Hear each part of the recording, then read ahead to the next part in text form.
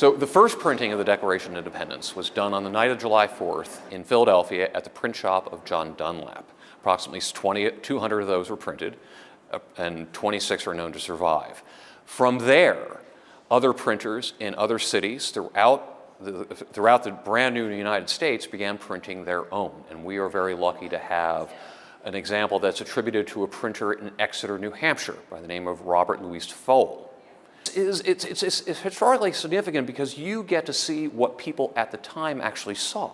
When we think of the Declaration of Independence, we have in our mind this piece of parchment with script on it.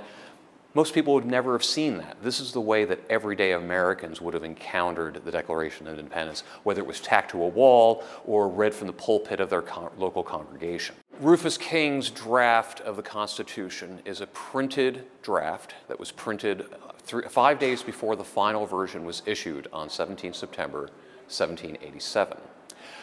What's so remarkable about it is that this is the Constitution taking final form. You can see the edits being made in real time. So this puts you directly in Independence Hall as they're drafting and making the final changes and edits to this remarkable document.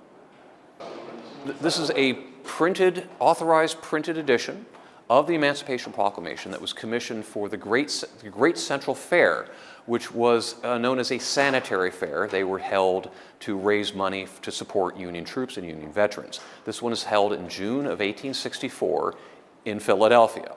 Lincoln, and together with his Secretary of State William Seward and his Secretary John Nicolay, signed 48 copies of this.